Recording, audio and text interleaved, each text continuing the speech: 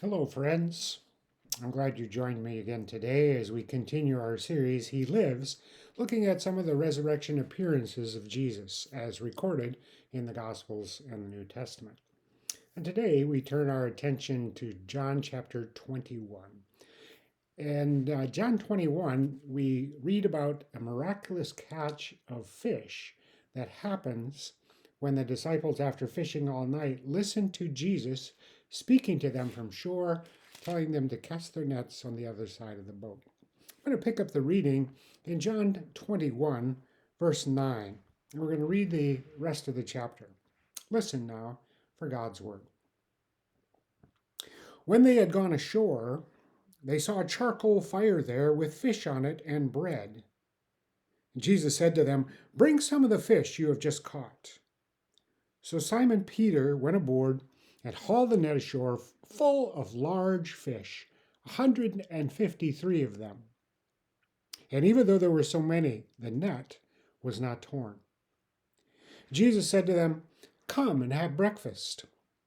Now none of the disciples dared to ask him, "Who are you?" because they knew it was the Lord. Jesus came and took the bread and gave it to them, and he did the same with the fish. And this was the third time that Jesus had appeared to his disciples after he was raised from the dead. When they had finished breakfast, Jesus said to Simon Peter, "Simon, son of John, do you love me?" Peter said to him, "Yes, Lord, you know I love you." Jesus said to him, "Feed my lambs." A second time he said to him, "Simon, son of John, do you love me?" He said to him, "Yes, Lord, you know that I love you." Jesus said to him, "Tend my sheep." He said to him a third time, "Simon, son of John, do you love me?" Peter felt hurt because he had said to him a third time, "Do you love me?" And he said to him, "Lord, you know everything. You know that I love you." Jesus said to him, "Feed my sheep. Very truly I tell you, when you were younger, you used to fasten your own belt and go wherever you wished.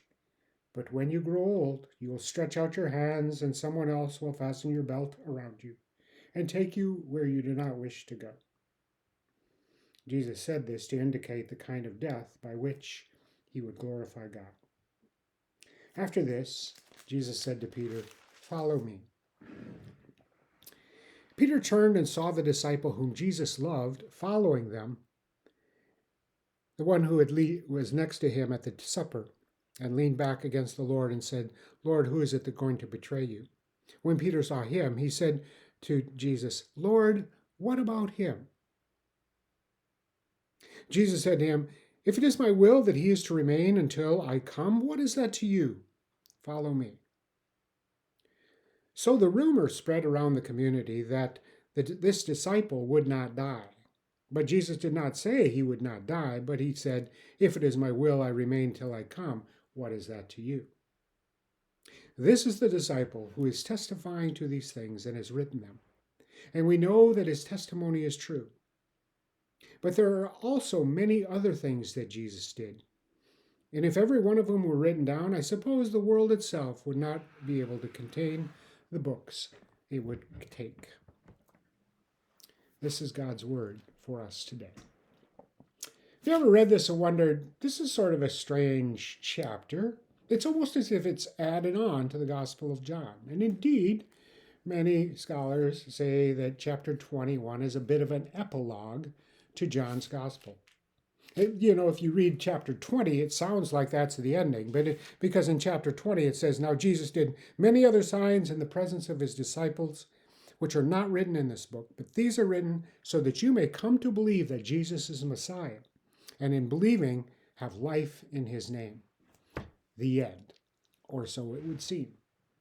And it's felt like an end there. And so 21 comes along and people go, "Well, what's this?"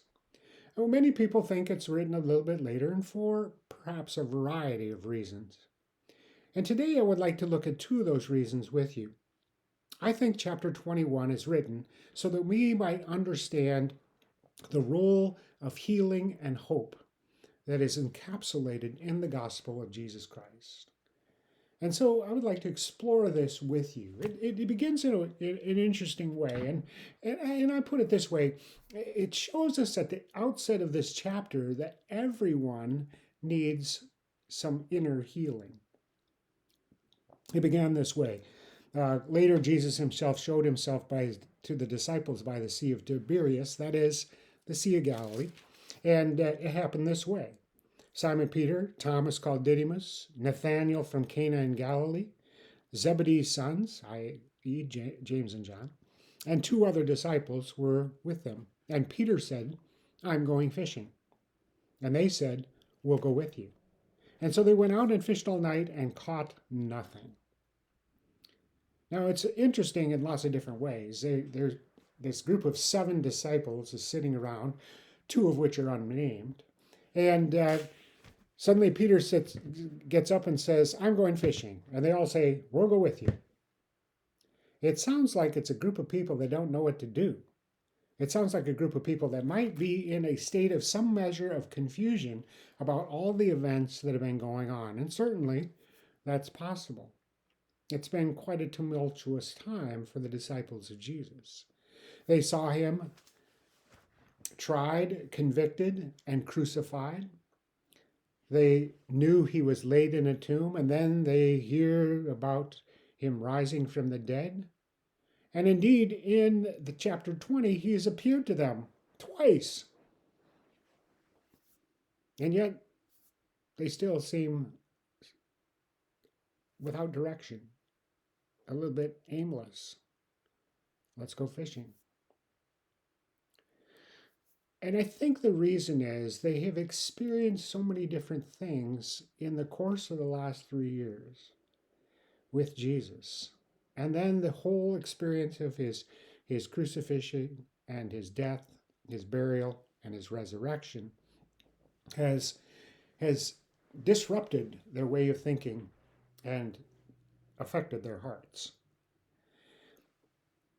They need, as it were, some inner healing, which is to bring together the jumbled pieces and bring harmony to the chaos that's inside their lives. Have you ever felt like you could use some inner healing? That is, the bringing of harmony to the inner life? I think this chapter points our way toward that. It talks about healing, and this inner healing is what makes it possible for us to have an enduring hope. So let's explore this together. Everybody needs some inner healing. All of humanity has had things happen to them that disrupts that natural sense of well-being within. The Hebrews called it shalom, that sort of inner peace that exists, that manifests itself in our outer worlds, but it starts inside. And we need that inner healing. And well, how does this inner healing happen?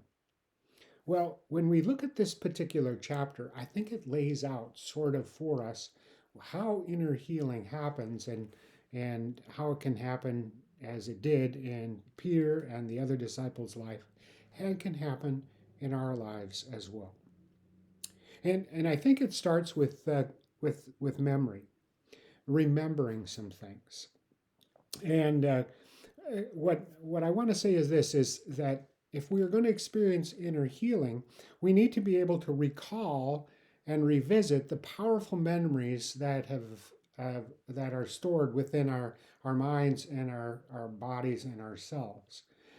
All of us have been through some stuff, and indeed that the researchers are just beginning to understand the effects on humans of the pandemic. The global pandemic, something that has happened to the entire world, has had its impact on the inner life of humans. And we all have memories of the last couple years and how things have gone for us in our experiences. And we still have maybe not integrated all of that, and it might feel a little bit out of sorts sometimes. Jesus seems to indicate here that if that's going to be put back together again, it begins with a recall and a revisiting of those things that disrupted it. Now, it could be the things of just the last couple of years, or they could be things from our farther distant past. You and I have all experienced things within our life. We've experienced griefs and losses. We've experienced pains and difficulties. We've experienced highs and lows in our lives. And all that stuff is stored within memory. And memories are not just thoughts in our minds, but they are something that is within the whole of us. And it's interesting to me how, in this particular story of the miraculous catch of fish, that this is brought to fore. And Peter is sort of the example here of humanity, if you will, and in what Jesus does when he effects inner healing within a person. And it starts this way. They're out fishing all night, and a voice from shore says, have you caught anything? And they said, no, nothing. And the voice from shore, which of course is Jesus, unknown to them, says, cast your net on the other side of the boat and you'll find some. Now, some have said that Jesus was up on a bluff, and from that bluff, for those who've been to the Holy Land and been at the Sea of Galilee, there's a bluff on the one side there, and you can look down upon the water and you can see the disruption of the surface of the water by shoals of fish that are out there. And perhaps Jesus saw that and saw, hey, just throw it, it's right over here, throw it over there. Regardless of it, not to take away from the miraculous aspect of it, that could be. But the important point is they catch these fish. Their net surrounds this huge shoal of fish, and as soon as the disciples start to pull on it, it evokes something.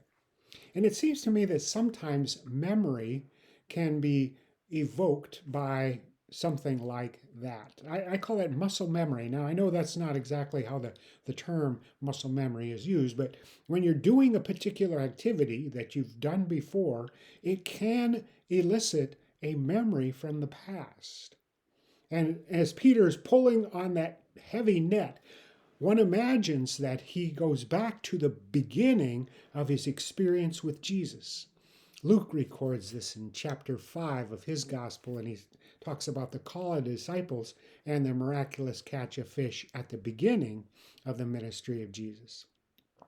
And perhaps as Peter's pulling on that net, there's something about it that is familiar to him, and the memory begins to come up about how Jesus called him to be a fisher of people, how that miraculous catch of fish inaugurated his last 3 years of following Jesus around the country, of the last 3 years of his life.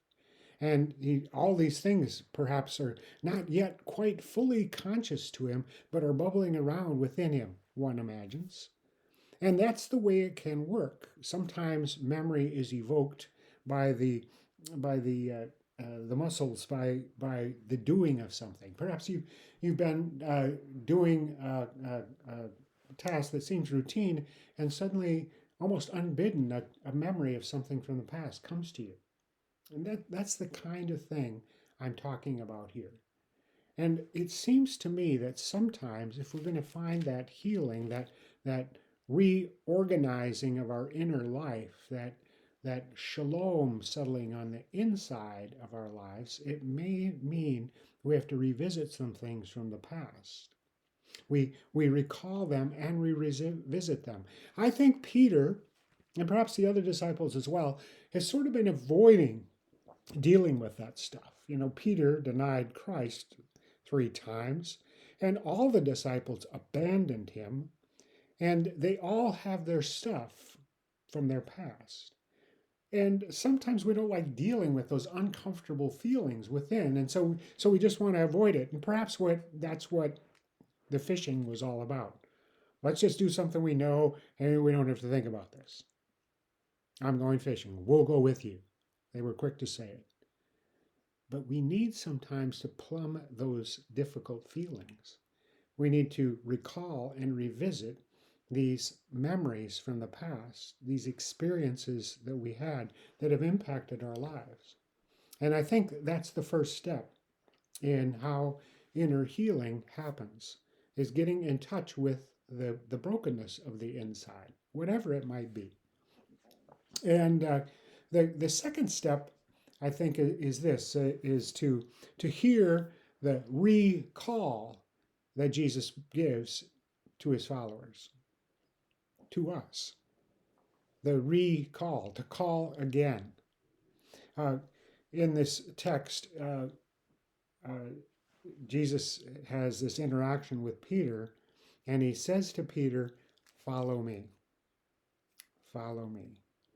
The words he said at the very beginning are now again there at the end. Follow me. I called you at the beginning. Yeah, you messed up. Yeah, you did some things you regret, but I still call you. I am recalling you to the life of following me, of being my follower, of being a disciple, of being one who will find life in my name. Jesus speaks that to Peter, and I think he would speak it to us. In those times when we think, oh man, maybe I got disqualified from whatever by my actions, maybe I'm not worthy, and so on. Perhaps we need to hear Jesus say, "Follow me. Come and follow me again. Rejoin me on the journey of life." Perhaps you've been wandering. Perhaps you felt this disoriented, but rejoin me on the life of faith. And that's the second step. And we need that step to hear again Jesus calling us to that life, to find life in his name. And the last of the steps that I identify here on what it takes to have inner healing happen is to accept the reinstatement of Jesus to the ministry that he calls us to. Jesus said to Peter, "Feed my lambs, tend my sheep, feed my sheep." In other words, he said, I'm reinstating you to the ministry I initially called you to. He used the metaphor of fishing for people at the first calling, and he uses the metaphor of shepherding in this experience toward the end of the gospel. Two different metaphors that say the same thing. We are called to a ministry of caring for other people. We are called to a ministry of seeking to gather people together to the life in Jesus' name.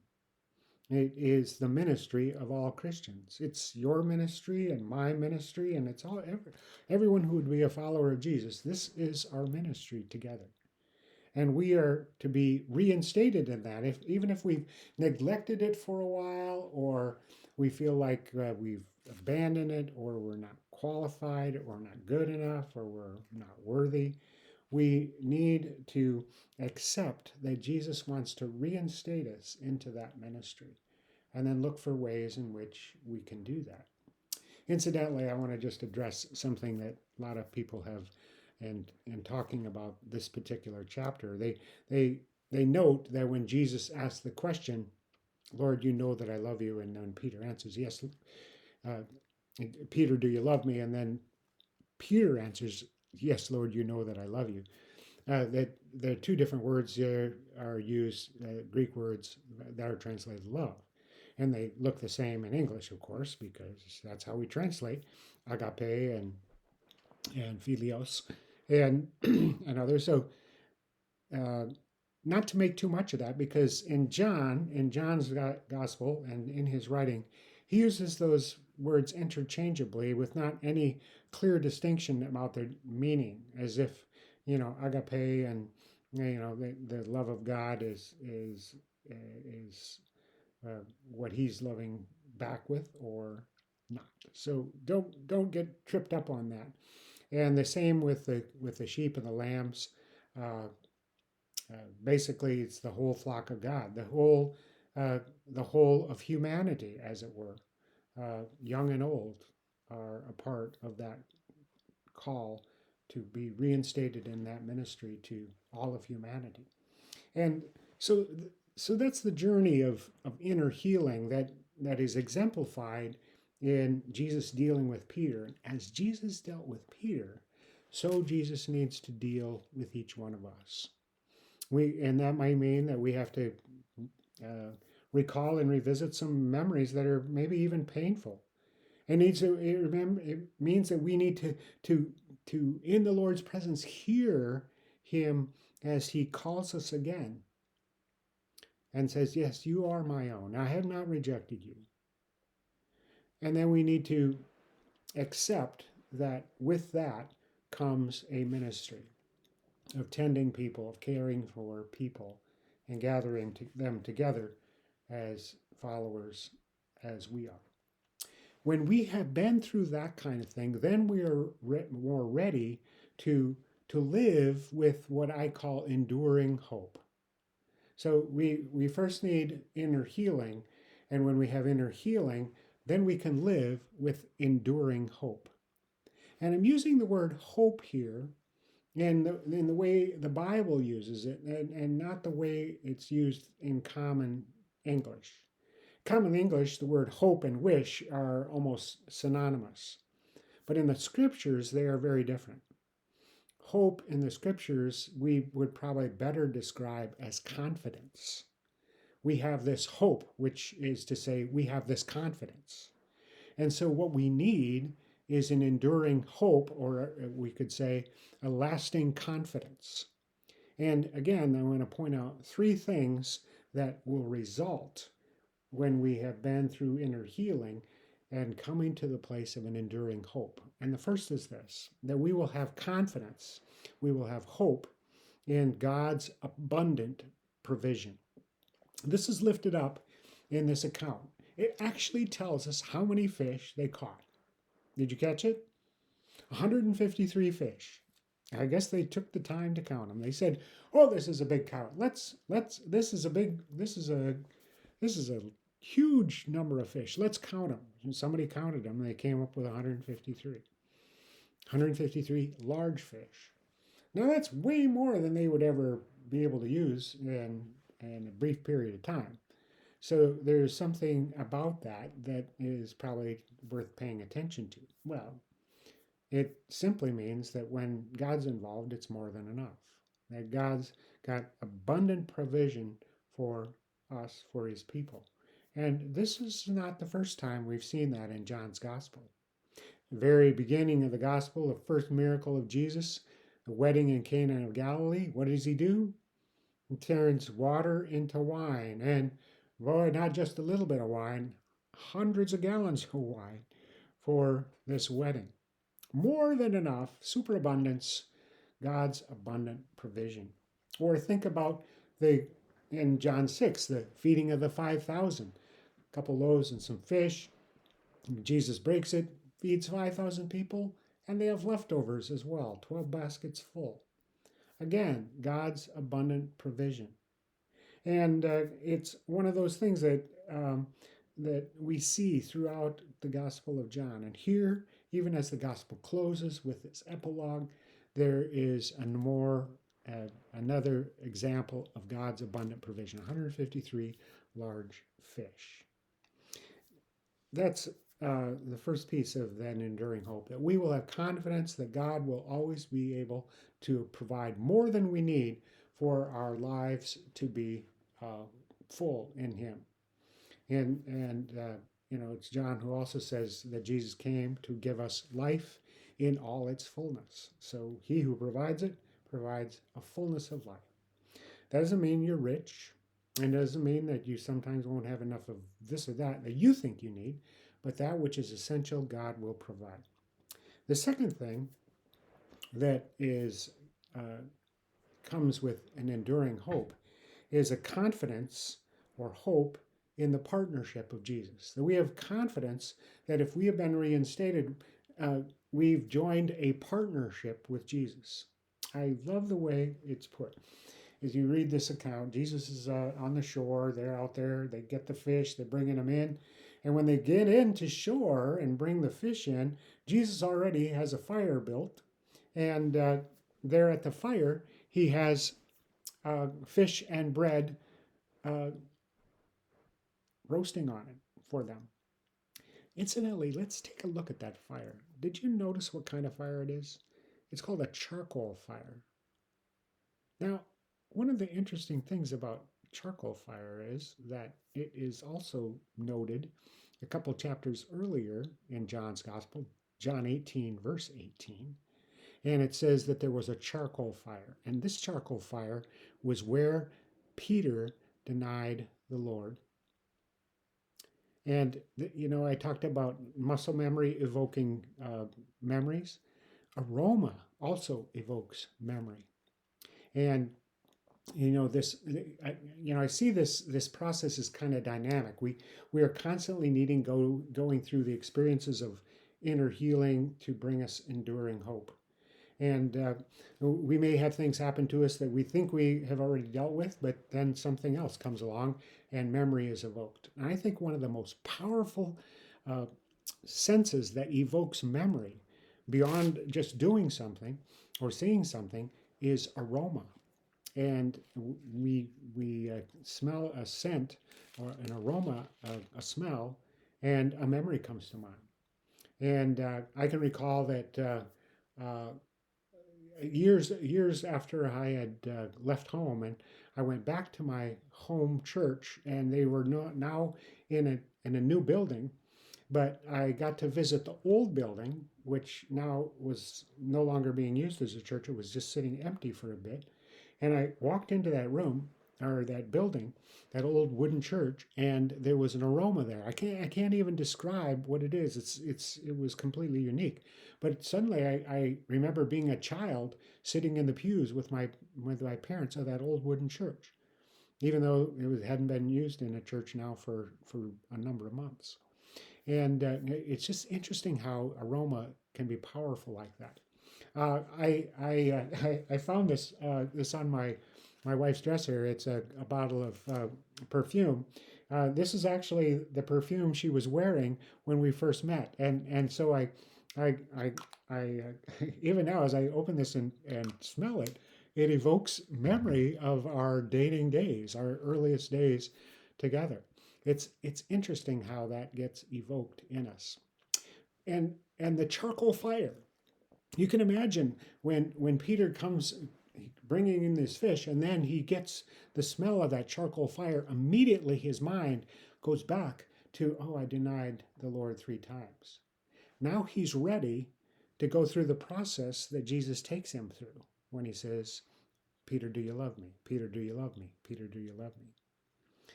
Now, this is what's going on when we see Jesus say the next thing. He says, they bring in the fish, and he says, come and bring some of the fish you just caught. Now, it's not as though Jesus needs those fish because he's already got breakfast laid out for his disciples.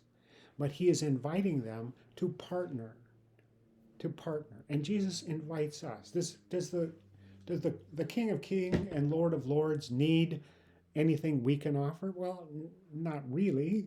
No, he has abundant provision, but he invites us to partner with him, to take the gifts, abilities, and so on that he has placed within us and bring them, and and we partner together in the ministry. And this is one of the things that we can have confidence about when we are with Jesus. And next time you're around a charcoal fire, maybe you'll remember some of those things. The third thing that I want to lift up, and this finally, is this that that we can have hope and confidence that there is a church with room for all. Increasingly we hear in some quarters churches that are excluding people because of this reason or that. And we can have hope that the church that Jesus founded is a church that has room for all. And this church is symbolized in this story. And here's how we see it. Remember the number of fish in the nets that they caught? They caught 153. Now, scholars have tried to figure out what that number means, and no one is absolutely sure. But one possibility is this: that at that time they were about 153 nations that they were aware of on in the earth. Now, how they would know that and how these disciples would know that is beyond me, but that's what people say, and they say this is to symbolize that God's reach, his net, is to bring in the whole church, all of the nations, that there's room for all the different nations within the church.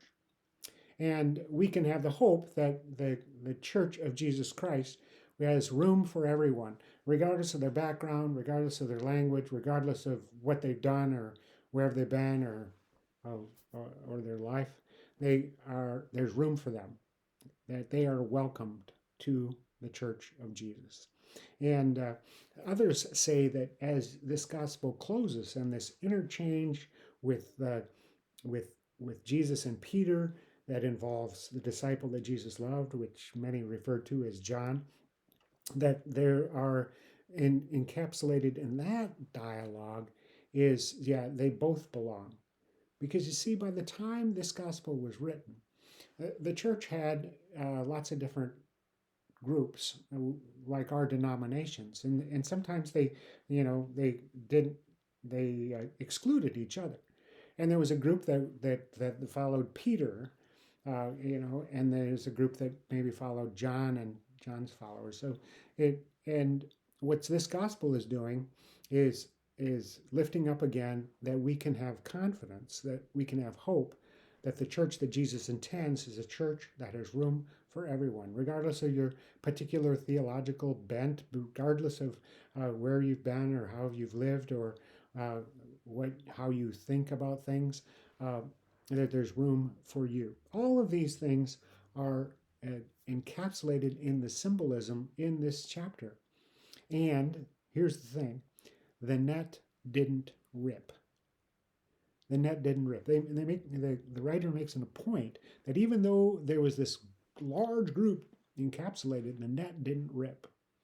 And again, signifying that what is going on here is that this church can hold everybody, even with their diverse backgrounds and perspectives.